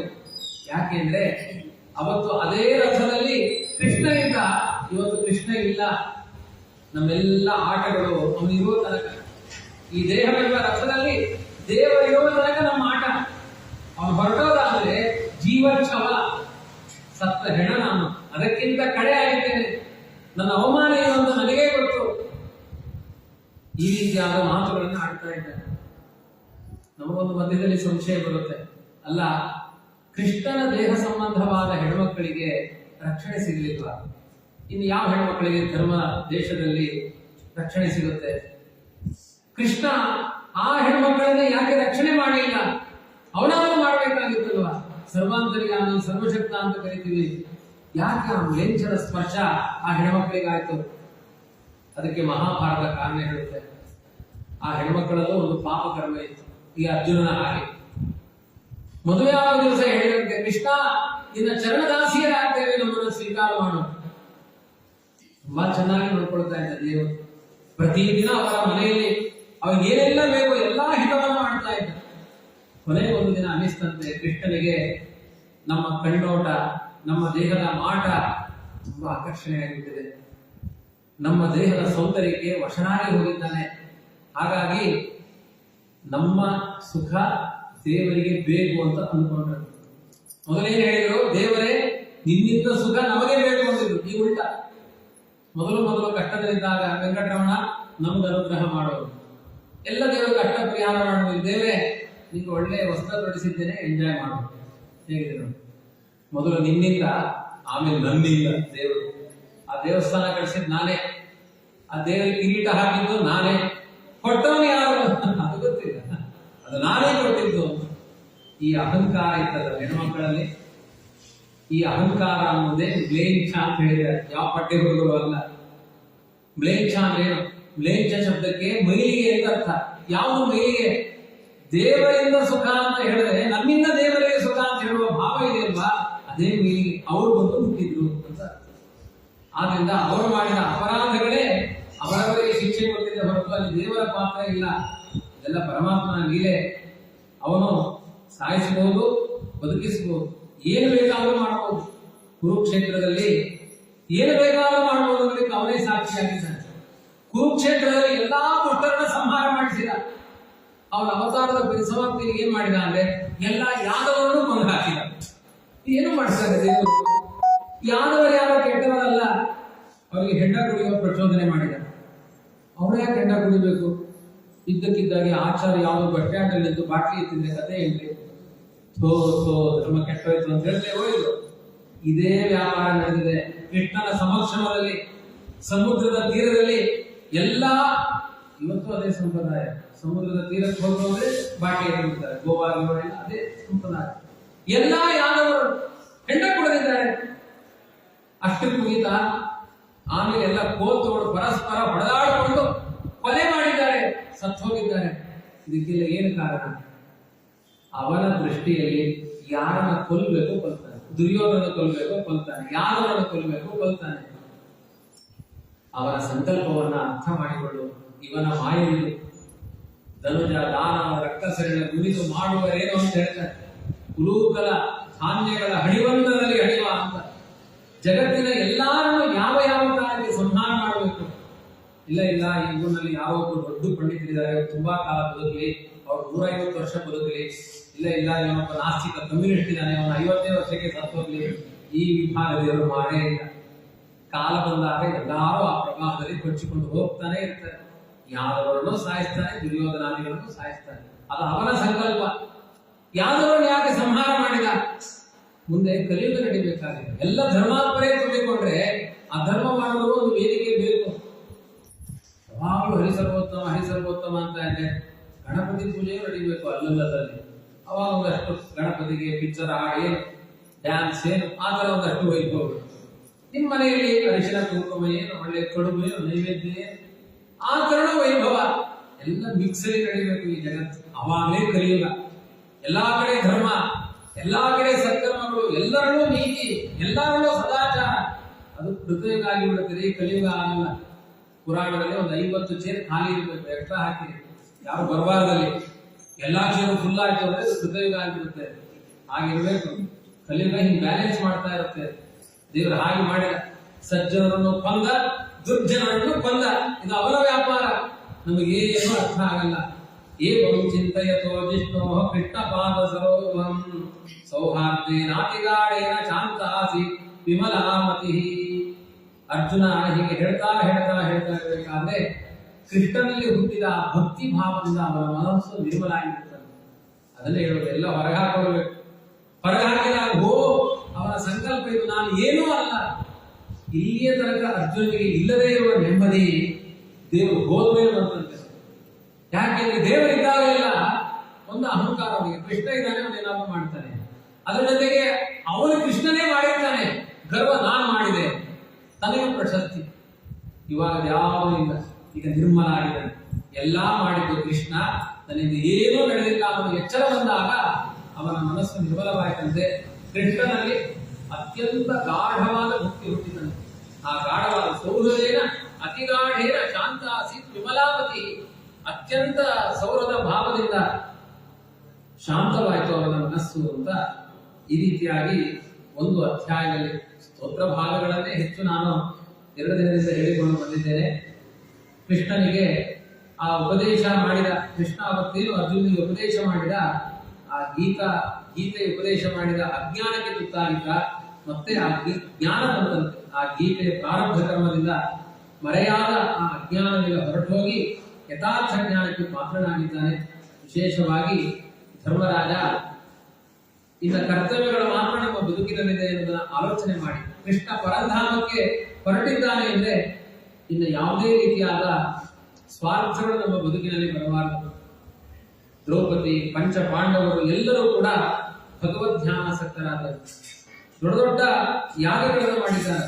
ಪ್ರಾಜಾಪತ್ಯೇಷ್ಟಿ ಅನೇಕ ಮುಖವಾದ ಯಾಗಗಳನ್ನು ಮಾಡಿ ಅವರಿಗೆ ವಿಶೇಷವಾಗಿ ಆ ದೇವ ಬ್ರಾಹ್ಮಣರಿಗೆಲ್ಲ ದಾನಗಳನ್ನು ಮಾಡಿ, ಅದಾದ ಮೇಲೆ ಅವರ ಆಧಿಪತ್ಯವನ್ನ, ರಾಜ್ಯವನ್ನ, ಬೊಕ್ಕಸವನ್ನ ಎಲ್ಲವನ್ನೂ ಕೂಡ ಮುಂದಿನ ಪರೀಕ್ಷಿತ ರಾಜನಿಗೆ ಕೊಟ್ಟು ನಾವಿನ್ನ ಪರಂಧಾಮಕ್ಕೆ ತೆರಳೋಣ.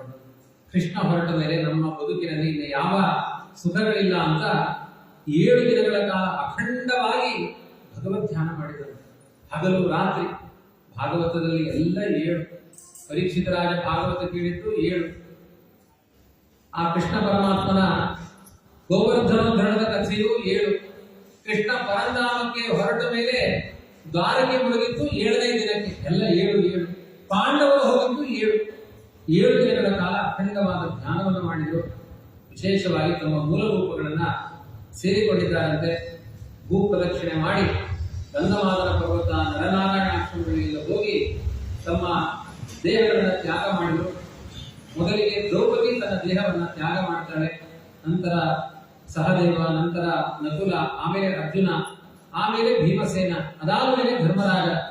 ಹೀಗೆ ಪ್ರತಿಯೊಬ್ಬರೂ ಕೂಡ ಸಶರೀರನಾಗಿ, ಧರ್ಮರಾಜ ಸಶರೀರವಾಗಿ ದೇಹವನ್ನ ಸ್ವರ್ಗಕ್ಕೆ ತೆಗೆದುಕೊಂಡು ಹೋಗ್ತಾನೆ. ಸ್ವರ್ಗದಲ್ಲಿ ದೇಹ ತ್ಯಾಗ ಮಾಡಿ ಮೂಲ ರೂಪವನ್ನು ಸೇರಿಕೊಳ್ತಾನೆ ಧರ್ಮರಾಜ. ಹೀಗೆ ಪಾಂಡವರ ಮಹಾಪ್ರಸ್ಥಾನದ ಕಥೆಯನ್ನು ವಿಶೇಷವಾಗಿ ಪ್ರಥಮ ಸ್ಕಂದದಲ್ಲಿ ನಿರ್ಣಯ ಮಾಡಿದ್ದಾರೆ. ಮುಂದೆ ಪರೀಕ್ಷಿತನ ರಾಜ್ಯಭಾರ.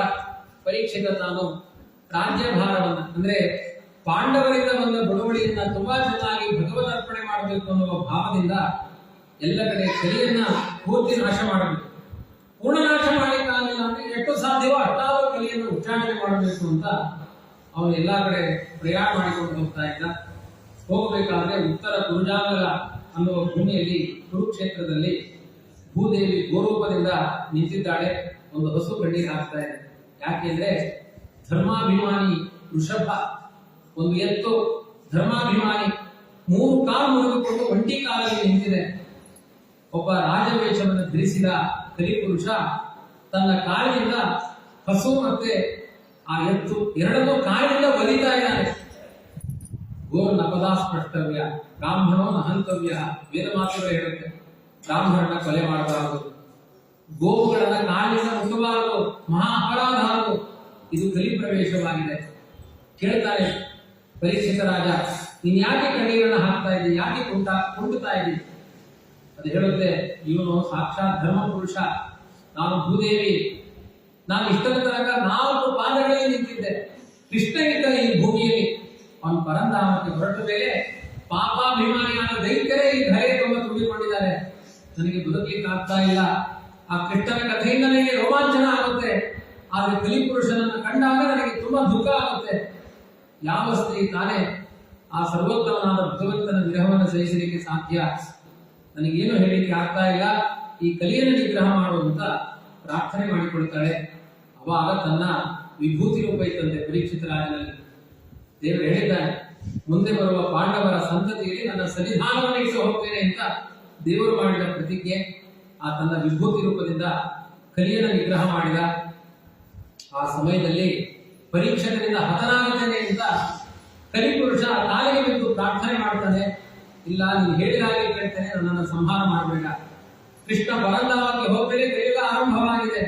ನೀನು ಹೇಳಿದ ಹಾಗೆ ಕೇಳ್ತೇನೆ, ನನಗೆ ವಾಸಸ್ಥಳಗಳನ್ನು ಕೊಡು, ನೀನು ಹೇಳಿದ ಜಾಗದಲ್ಲಿ ವಾಸ ಮಾಡ್ತೇನೆ. ಶರಣಾಗತನಾದ ಕಲಿಪುರುಷನಿಗೆ ಪರೀಕ್ಷಿತ ರಾಜ ದ್ಯೂತಂಪಾನು ಸ್ತ್ರೀಯಸ್ಥೂಣ ಯತ್ರಾ ಧರ್ಮಶ್ಚತುರ್ವಿಧ ಅಂತ ಒಂದು ಹೆಣ್ಣು, ಜೂಜಿನ ಅಡ್ಡ, ಆಮೇಲೆ ಮದ್ಯಪಾನ, ಪರಸ್ತ್ರೀ ಎನ್ನುವ 4 ಜಾಗಗಳನ್ನು ಕೊಟ್ಟ. ತೃಪ್ತಿಯಾಗದೆ ಮತ್ತೊಂದು ಕೇಳಿದ, ಇಲ್ಲ ನಾನು ಬೇಗ ಕಲಿ ಪ್ರವೇಶ ಮಾಡಬೇಕು, ಅದಕ್ಕೆ ಇನ್ನೊಂದು ಸ್ಥಾನವನ್ನು ಕೊಡು, ಬಂಗಾರದಲ್ಲಿ ನಾನಿರಬೇಕು ಅಂತ. ಮತ್ತು ಬಂಗಾರದಲ್ಲಿ ಕಲಿಪುರುಷ ಇದ್ದಾನೆ.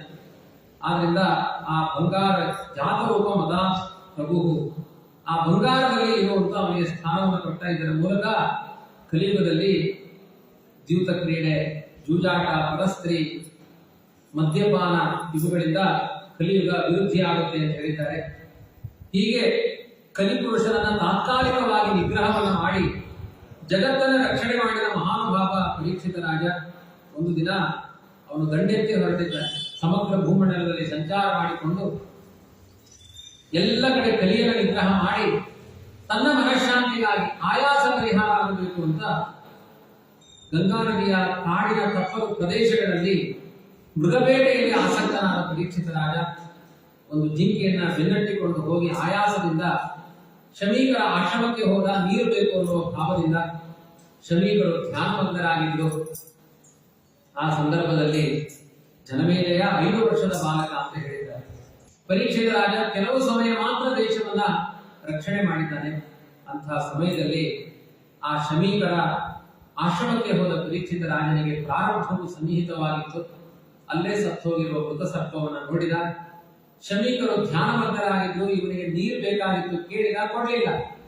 ನಾನು ಲೋಕ ನಮಸ್ಕೃತನಾದ ರಾಜ, ಒಬ್ಬ ಬ್ರಾಹ್ಮಣ ಮನೆಗೆ ಬಂದ ಅತಿಥಿಗಳಿಗೆ ಸತ್ಕಾರ ಮಾಡಬೇಕು ಅನ್ನೋ ಸಾಮಾನ್ಯ ನೀತಿ, ಅದರ ಉಲ್ಲಂಘನೆಯಾಗಿದೆ, ನನಗೆ ಅವಮಾನ ಮಾಡಿದ್ದಾನೆ ಅಂತ ಶಮೀಕರ ಧ್ಯಾನದ ಎತ್ತರವನ್ನ ಅರಿಯದ ಪರೀಕ್ಷಿತ ರಾಜ ಅಲ್ಲಿ ಹತ್ತಿರದಲ್ಲಿ ಬಿದ್ದ ಮೃತ ಸರ್ಪವನ್ನು ತೆಗೆದು ಶಮೀಕರ ಕಂಠಕ್ಕೆ ಅಪಮಾನದ ಹಾರವನ್ನಾಗಿ ಸಮರ್ಪಣೆ ಮಾಡಿದ. ಪಕ್ಕದ ಆಶ್ರಮದಲ್ಲಿ ಶಮೀಕರಿಗೆ ಒಬ್ಬ ಶೃಂಗಿ ಅನ್ನುವ ಮಗ, ಪಂಚಹಾಯನ ಅಂತ ಹೇಳಿದ್ದಾರೆ, 5 ವರ್ಷದ ಬಾಲಕ. ಪಕ್ಕದ ಆಶ್ರಮದಲ್ಲಿ ಗುರುಕುಲದಲ್ಲಿ ಮಕ್ಕಳ ಜೊತೆಗೆ ಅಧ್ಯಯನ ಮಾಡ್ತಾ ಇದ್ದ. ಈ ರಾಜ ಮಾಡಿದ ಅಪಮಾನವನ್ನ ಒಂದು ಮಗು ಹೋಗಿ ಶೃಂಗಿಗೆ ಹೇಳ್ತು, ನಿನ್ನ ಅಪ್ಪನಿಗೆ ಅವಮಾನ ಆಗ್ತಾ ಇದೆ, ಇಲ್ಲಿ ನೀನು ಆಟ ಆಡ್ತಾ ಇದ್ದೀ. ಶೃಂಗಿ, ಒಬ್ಬ ರಾಜ ತನ್ನ ಅಪ್ಪನಿಗೆ ಅವಮಾನ ಮಾಡಿದ್ದಾನೆ ಅಂತ ಕೇಳಿಸಿಕೊಂಡು ಕೂಡಲೇ ತನ್ನ ಕೈಯಲ್ಲಿ ನೀರನ್ನು ಹಾಕಿಕೊಂಡು ದರ್ಭಾಪಾಣಿಯಾಗಿ ದರ್ಭೆ ಹಿಡಿದುಕೊಂಡು, ಅವನು ಎಂಥ ರಾಜನೇ ಆಗಿರಲಿ, ಬ್ರಾಹ್ಮಣನಿಗೆ ಅವಮಾನ ಮಾಡ್ತಾ ಇದ್ದಾನೆ ಅಂದ್ರೆ ಅವನು 7ನೇ ದಿನದಲ್ಲಿ ಮೃತ್ಯುವಿಗೆ ತುತ್ತಾಗಲಿ ಅಂತ ಶಾಪವನ್ನು ಕೊಟ್ಟ. ಒಂದು ನೋಡ್ತಾನೆ, ಅಳುತ್ತಾನೆ, ಅಪ್ಪನಿಗೆ ಅವಮಾನ ಆಗಿದೆ. ಅಪ್ಪನಿಗೆ ಎಚ್ಚರ ಆಗಿ ಎಲ್ಲಾ ಸ್ಥಿತಿಗತಿಗಳನ್ನ ಅರ್ಥ ಮಾಡಿಕೊಂಡು, ಶೃಂಗಿ ನೀನು ಮಾಡಿದ್ದು ಅಪರಾಧ ಅಂತ ಶಮೀಕರು ನಿಂದನೆ ಮಾಡ್ತಾರೆ. ಪರೀಕ್ಷಿತ ರಾಜನಿಗೆ ಅಕಾಲ ಮರಣ ಬಂದಿದೆ, ಅದನ್ನು ತಿಳಿಸಿಕೊಡಬೇಕು ಅಂತ ತಮ್ಮ ಶಿಷ್ಯನಾದ ಗೌರಮುಖ ಅಂತ ಮತ್ತೊಬ್ಬ ಶಿಷ್ಯ ಶಮೀಕರಿಗೆ ಅವರ ಕೈಗೆ ಹೇಳಿ ಕಳಿಸ್ತಾರೆ, ನಿನಗೆ 7ನೇ ದಿನದಲ್ಲಿ ಮರಣ ನಿಶ್ಚಯ ಆಗಿದೆ. ಪರೀಕ್ಷಿತ ರಾಜನು ಪಶ್ಚಾತ್ತಾಪ ಪಟ್ಟಿದ್ದಾನೆ. ಒಬ್ಬ ಜ್ಞಾನಿಯಾಗಿ ಅರಣ್ಯದಲ್ಲಿ ಭಗವದ್ ಧ್ಯಾನ ಮಾಡುವ ಋಷಿಗೆ ನಾನು ಅವಮಾನ ಮಾಡಿದೆ. ಇಂತಹ ಅಸತ್ಕರ್ಮವನ್ನ ಪಾಂಡವರು ಯಾರು ಮಾಡಿಲ್ಲ. ಕೃಷ್ಣ ಬ್ರಹ್ಮಣ್ಯ ದೇವ, ಬ್ರಾಹ್ಮಣರ ಪಾದವನ್ನ ನನ್ನ ಅಜ್ಜ ಅರ್ಜುನ ತೊಳೆದಿದ್ದಾನೆ. ಚರಣಕ್ಷಾಲನೆ ಜಿಷ್ಣು ಕೃಷ್ಣ ಪಾದಾವನೇಜನೆ. ರಾಜಸ್ವರಿ ಯಾಗದಲ್ಲಿ ಸಹಸ್ರ ಸಂಖ್ಯೆಯ ಬ್ರಾಹ್ಮಣರ ಪಾದವನ್ನು ತೊಳೆದು ಅವರ ನೀರನ್ನ ತಲೆ ಮೇಲೆ ಎರಚಿಕೊಂಡ ನನ್ನ ಅಜ್ಜನ ವರ್ತನೆಯಲ್ಲಿ ಒಬ್ಬ ಬ್ರಾಹ್ಮಣ ಜಪ ಮಾಡುತ್ತಾ ಕುಳಿತಾಗ ಅವನಿಗೆ ಅವಮಾನ ಮಾಡಿ ಸತ್ತ ಮೈಲಿಗೆಯಾದ ಸರ್ಪವನ್ನ ಅಲಂಕಾರ ಮಾಡಿ ಬಂದ ಈ ಪರೀಕ್ಷಿತೆಯಲ್ಲಿ ಇಷ್ಟು ದುರ್ಬುದ್ಧಿ ಇದ್ದ ರಾಜ ಈ ಜಾಗದಲ್ಲಿ ಇರಬಾರದು ಅಂತ ಅವತ್ತು ಪ್ರತಿಜ್ಞೆ ಮಾಡಿದ. ಇವತ್ತು ಒಳ್ಳೆಯ ಸದ್ಬುದ್ಧಿಯಿಂದ ರಾಜ ಆ ಜಾಗದಲ್ಲಿ ಇರಬಾರದು. ತುಂಬಾ ಅದರಲ್ಲಿ ಹೈಟೆಕ್ ದುರ್ಬುದ್ಧಿ ಇದ್ದವರು ಮಂತ್ರಿ ಸ್ಥಾನದಲ್ಲಿ ಕುತ್ಕೊಳ್ಬೇಕು, ಇಲ್ಲದೆ ಸರಿಯಾಗಲ್ಲ, ದೇಶ ಕಲಿಯುವ ಒಂದು ಹೋಗಲ್ಲ. ಹಾಗಾಗಿ ಅವನು ಪ್ರತಿಜ್ಞೆ ಮಾಡಿದ, ಈ ರಾಜ್ಯ ನನಗೆ ತಕ್ಕದ್ದಲ್ಲ, ಇವತ್ತೇ ನನ್ನ ಪಾಲಿಗೆಲ್ಲ ನಾಶ ಆಗಲಿ ಅಂತ ಪ್ರಾಯೋಪವೇಶದ ಸಂಕಲ್ಪ ಮಾಡಿ, ಪ್ರಾಣ ಹೋಗುವ ತನಕ ನಾನು ಜಲಪ್ರಾಶನ ಮಾಡೋದಿಲ್ಲ, ದೇವರ ಸ್ಮರಣೆ ಮಾಡಿ ದೇಹವನ್ನ ಗಂಗಾ ನದಿಗೆ ಸಮರ್ಪಣೆ ಮಾಡಿಕೊಡುತ್ತೇನೆ ಅಂತ ಗಂಗಾ ತೀರಕ್ಕೆ ಪರೀಕ್ಷಿತರಾಗಿ ಹೊರಟಿದ್ದಾನೆ. ಅಷ್ಟರಲ್ಲಿ ಶುಕಾಚಾರ್ಯರು ಇಂಥ ಒಬ್ಬ ಪ್ರಾಮಾಣಿಕ ರಾಜ ದೇಶವನ್ನ ರಕ್ಷಣೆ ಮಾಡಿದ ಒಂದು ಸಣ್ಣ ತಪ್ಪಿಗೆ ಎಷ್ಟು ದೊಡ್ಡ ಪಶ್ಚಾತ್ತಾಪ ಪಟ್ಟಿದ್ದಾನೆ. ಅವರಿಗೊಂದು ಅಂತ್ಯಕಾಲದಲ್ಲಿ ಭಗವಂತನ ಸಂಕೀರ್ತನೆ ಮಾಡಿಸಬೇಕು ಅಂತ ಲೋಕಹಿತವನ್ನೇ ಬಯಸುವ ತಿತಿಕ್ಷವಃ ಕಾರ್ಮಿಕಾಃ ಸುರದ ಸರ್ವದೇಹಿನಾಂ ಅಜಾತ ಶತ್ರುವಶಾಂತಾಃ ಸಾಧವಃ ಸಾಧುಭೂಷಣಾಃ ಅಂತ ಜಗತ್ತಿನ ಹಿತವನ್ನೇ ಬಯಸುವ ಆ ಶುಕಾಚಾರ್ಯರು ಪರೀಕ್ಷಿತರಾಜರಿಗೆ ಭಾಗವತವನ್ನು ಹೇಳ್ತೇನೆ ಅಂತ ಆಗಮಿಸ್ತಾ ಇದ್ದಾರೆ. ಶುಕಾಚಾರ್ಯರು ಒಂದು ಭಾಗವತಕ್ಕೆ ಕುಳಿತಾಗ ಅತ್ರಿ ವಸಿಷ್ಠ ಚವನ ಭೃಗು ಅಂಗಿರ ಪರಶುರಾಮ ವೇದವ್ಯಾಸ ಅಂತ ಸಹಸ್ರಾರು ಋಷಿಗಳು ಭಗವದ್ ರೂಪಗಳೆಲ್ಲ ಬಂದು ಗಂಗಾ ತೀರದಲ್ಲಿ ಕುಳಿತಿದ್ದಾರೆ. ಇನ್ನು ಭರ್ಜರಿ ಭಾಗವತದ ಕಥಾಮೃತ ನಡೆಯುತ್ತೆ, ಶುಕಾಚಾರ್ಯನ ಭಾಗವತದ ಕಥೆ ನಡೆಯುತ್ತೆ ಅಂತ ಸಂಲಕ್ಷಣೋಪೇತರಾದ ತಂ ವ್ಯಷ್ಟ ವರ್ಷಂ ಸುಕುಮಾರ ರೂಪ ಸ್ತ್ರೀನಾಂ ಮನೋಜ್ಞಂ ರುಚಿರ ಸ್ಮೃತೇನ, ಎಂಥ ಸ್ತ್ರೀಯರಿಗೂ ಒಂದು ಕ್ಷಣಕ ಆಕರ್ಷಣೆ ಮಾಡುವ ಸೌಂದರ್ಯವನ್ನು ಹೊತ್ತುಕೊಂಡ ಮಹಾನುಭಾವರಾದ ರುದ್ರದೇವರ ಅವತಾರಭೂತರಾದ ಶುಕಾಚಾರ್ಯರು ಗಂಗಾ ತೀರದಲ್ಲಿ ಭಾಗವತವನ್ನು ಹೇಳಿಕೆ ಉಪಕ್ರಮಿಸಿದ್ದಾರೆ ಎಂಬಲ್ಲಿಗೆ ಪ್ರಥಮ ಸ್ಕಂದ ಮುಕ್ತಾಯ ಆಗುತ್ತೆ. ಮುಕ್ತಾಯ ಮಾಡಿ ಅದು ಹೆಂಗ್ ಬೇಕಾದ್ರೂ ಆಗುತ್ತೆ, ಮಾಡುವ ಕ್ರಮ ಆಗ್ತದೆ. ಇನ್ನು ಸಾಕಷ್ಟು ವಿಚಾರಗಳಿದ್ದಾವೆ ಪ್ರಥಮ ಸ್ಕಂದದಲ್ಲಿ. ಇಂಥ ಒಂದು ಭಾಗವತ, ನಮ್ಮ ಭಾಗವತಂ ನಾಮ ಪುರಾಣಂ ಬ್ರಹ್ಮ ಸಂಹಿತಂ, ಭಗವಂತನ ಗುಣವನ್ನ ಅಕ್ಷರ ಅಕ್ಷರಗಳಲ್ಲಿ ಚಿಂತನೆ ಮಾಡುವ ಶಕ್ತಿ ಶ್ರೀಮದ್ ಭಾಗವತಕ್ಕಿದೆ. ಅಂತಹ ಭಾಗವತವನ್ನ ಶ್ರವಣ ಮಾಡಿದ್ರೆ ಎಲ್ಲರಿಗೂ ಸದ್ಗತಿಯಾಗುತ್ತದೆ. ಆಯ್ತಾ? ಈಗ ಬ್ಯಾಂಕಿನಲ್ಲಿ ಯಾರು ಡೆಪಾಸಿಟ್ ಮಾಡಿದ್ದಾರೆ ಅವರಿಗೆ ಮಾತ್ರ ಇಂಟ್ರೆಸ್ಟ್ ಬರುತ್ತೆ. ಅದನ್ನ ನೋಡ್ತಾ 5 ಕೋಟಿ ಡೆಪಾಸಿಟ್ ಮಾಡಿದವರನ್ನ 500 ಜನ ಹೋಗಿ ನೋಡಿದ್ರೆ ಅವರಿಗೆ ಇಂಟ್ರೆಸ್ಟ್ ಬರಲ್ಲ. ಇಲ್ಲಿ ಹಾಗಲ್ಲ.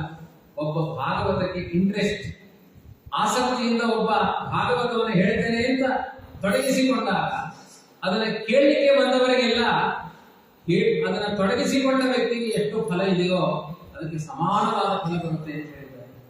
ಆದ್ರಿಂದ ಒಂದು ಇನ್ವೆಸ್ಟ್ಮೆಂಟ್ ಇಂದ ನೋಡಿದವರಿಗೆಲ್ಲ ಇಂಟ್ರೆಸ್ಟ್ ಕೊಡುವ ಏಕೈಕ ಗ್ರಂಥ ಶ್ರೀಮದ್ ಭಾಗವತ.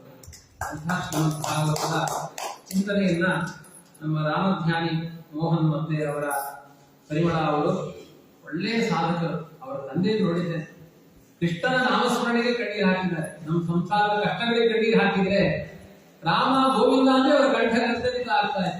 ರಾಮಧ್ಯಾನಿಗಳವರ ತಂದೆ ಗುಂಡೂರಾವ್ ಅಷ್ಟು ಒಳ್ಳೆಯ ಸಾಧಕರು. ಸತ್ಯಧರ್ಮತೀರ್ಥರ ಅನುಗ್ರಹಕ್ಕೆ ಪಾತ್ರರಾದ ಒಂದು ಮನೆತನದವರು. ಅವರು ಇಂಥ ಒಂದು ರಾಯರ ಆಶ್ರಯದಲ್ಲಿ ಟಿ.ಕೆ. ಲೇಔಟದಲ್ಲಿ ಒಳ್ಳೆಯ ಧರ್ಮ ಕಾರ್ಯಗಳು ನಡೆಯಿತು.